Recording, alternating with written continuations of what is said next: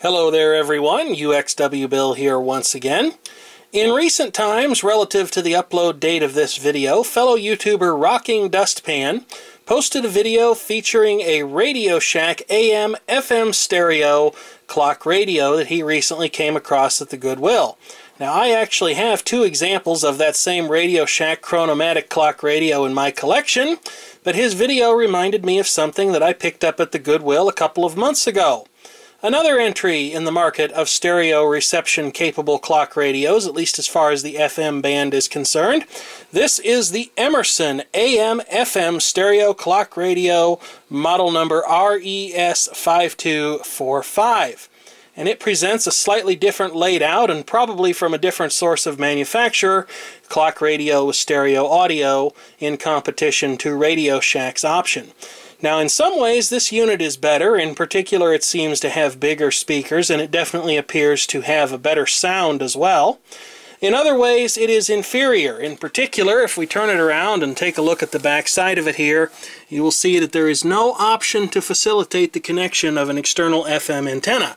Now, you might say that most people who buy and utilize clock radios don't really care about that, but if you're in the market for something with FM stereo audio and enhanced performance over a regular clock radio, well, the added feature of being able to hook up an antenna might certainly be something that you would appreciate. And while this particular example is in, frankly, phenomenal condition for any kind of a clock radio that comes from the Goodwill, especially one of the cheapest ones that I have ever seen offered for sale there, the cabinet definitely does have something of a cheap, almost styrene-like feeling to it. Yes, the wood grain finish is most assuredly fake. And it seems that if you drop this cabinet on the floor, it almost feels like that would probably be the end of this particular radio. But maybe it's not quite as flimsy as I think it is, because I would guess this unit is, probably from the mid to late 1980s, as this styling was very much in at the time.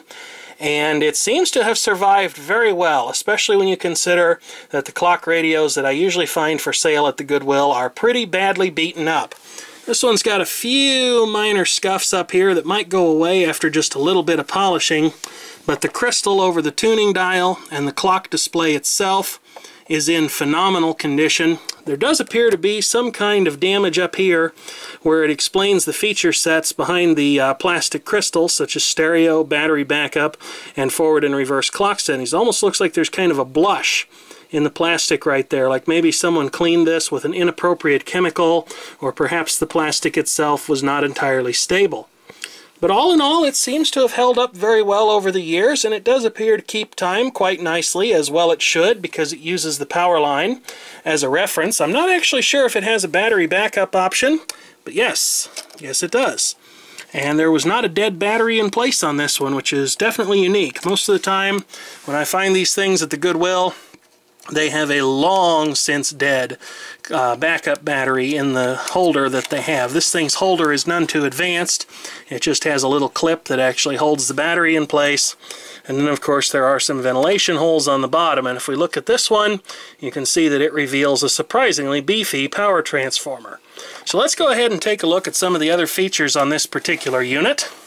We'll go ahead and start over here with the clock buttons. You have everything that you would expect to see, and some things besides. For example, not only do you get forward, slow, and fast adjustments for the time setting process, you also get the same in reverse. And remarkably, you get both slow and fast adjustments in reverse. Of the alarm clocks that usually have an option to let you reverse the time in case you overshoot by a few minutes, it operates at a fixed speed. There is a snooze button, complete with the proper spelling, featuring the trailing E at the end, as opposed to General Electric's favorite of just including the Z.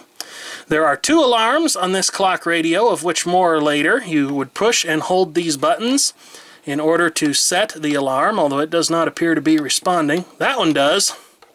So apparently this one is a little bit dirty. Certainly not the only dirty control that I have found in testing this thing. You also get a sleep timer and a time setting button to be used in conjunction with the forward and reverse slow and fast buttons. And as previously mentioned, the snooze bar as well, which gives you 9 minutes worth of further repose before the alarm cycles back on to annoy you once again. In other clock-related controls, there is also a display dimmer. Now, this dimmer is not really as effective as most of them are. In fact, I would consider this display to be quite bright right now. But if you kick it up to high, you can see that it becomes just ever so slightly brighter. Quite frankly, I would find that this clock radio's display is too bright for use in my bedroom, but then again, I know that not everyone is as sensitive to sources of light in their room as I happen to be, which is why I have for many years now used a 1989 era Sony Dream machine that has very thin and very dimly lit and fixed brightness, I might add, red numbers, because red is the color to which the human eye is the least sensitive. Moving on to the radio controls, we have a power switch that allows you to choose between turning the radio on and setting the radio to an auto mode of operation. Now, normally when a clock radio has this functionality, it means that you are forced to turn the radio off in order to set up the alarm. I really don't know if that's the case with this one, but I think it might be. I haven't really paid too close of an attention to the controls in some ways on this thing, as I'm sure you can probably tell.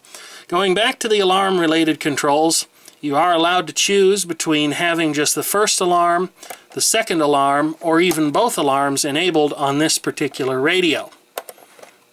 And then, of course, you get to choose whether or not you wish to wake to a radio or a buzzer sound. We'll go ahead and try the buzzer sound here in just a little bit.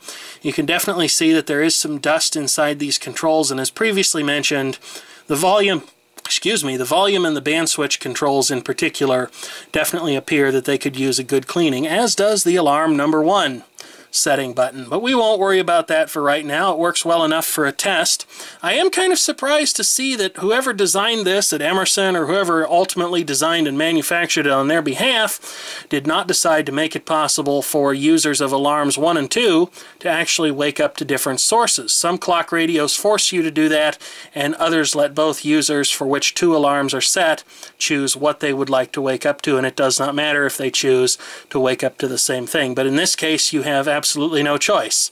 Both alarm users are either going to wake up to the radio or the buzzer. And then over here we have an infamous volume slide control pot going from minimum 0 to halfway at 5 and ultimately going all the way up to 10. And there are one of the few visible signs of wear on this thing. You can see that the maximum print has been worn off the edge of the wooden cabinet here. Rather interestingly, not only does this thing proudly declare its FM stereo reception capability right on top, it also goes so far as to identify the speakers as the left and the right.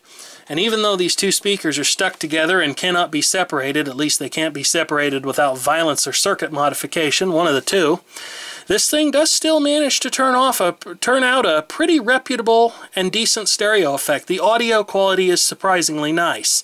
Unfortunately, I really can't say the same for the FM side of the tuner, as it seems that it's really not all that sensitive. I should have no problem picking up a number of FM stations down here in the basement, and yet when I did the band scan prior to making this video, I noticed that it really was only picking up approximately 2 stations with any sort of fidelity whatsoever. Things do appear to be better on the AM side of things. If you go ahead and switch the band switch over to the AM side, I've noticed that the audio quality on AM reception is really not too bad. It's not what I would call wideband, but it's a lot better than many other clock radios and radios in general manage to do.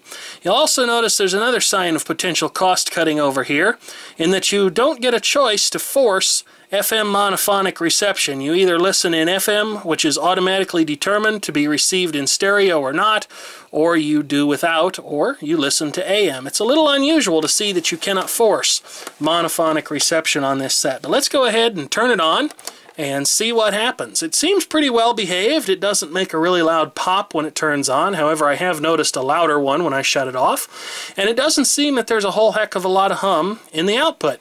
And as you can see, I presently have it tuned to an FM station that is most definitely broadcasting in stereo. But how clear it will be, given the fact that the power cord is built into the antenna, and I have a very ersatz method of routing the power cord for use as an antenna, well, results may be less than spectacular. Let's go ahead and find out. That was an interesting noise. You can definitely hear that there is some noise in the stereo signal. Unfortunately, what V Westlife refers to as the piano music station, they were playing something with stereo separation just a few short minutes ago, but now they seem to have an instrument solo going on. So let's see what else we can find on the band. Oh, there we go. There's something with stereo separation.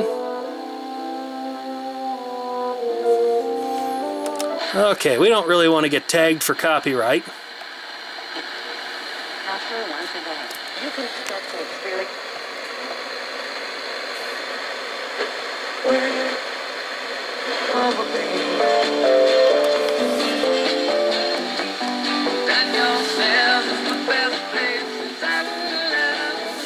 Again, fairly noisy, but it does serve the purpose.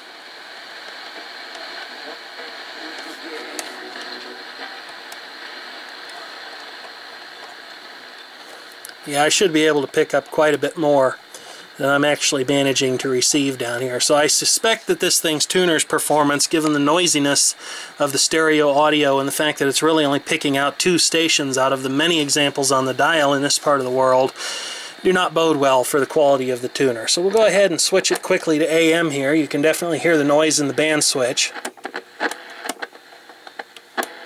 So we'll go ahead and switch it to AM and just do a quick cruise of the AM reception band. See if there's anything interesting going on.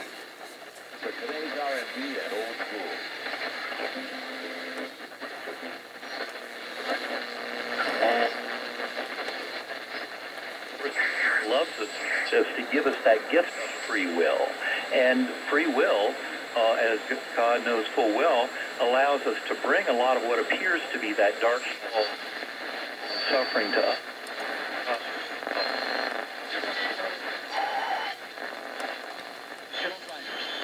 Magazines are now on stands and ready for you to read.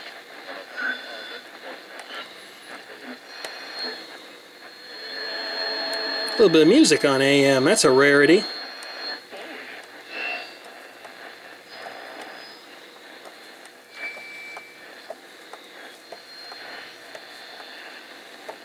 Okay, well there you have it, a band scan on both the FM and AM reception bands with the Emerson AM/FM stereo clock radio model number RES5245. All in all, an interesting looking piece, but certainly one that I think could perform a great deal better and also be a lot more well made than it happens to be. But it's still an interesting example of when there used to be a lot of room for differentiation in the feature sets of clock radios. So thank you for watching, and feel free to leave a comment if you have one.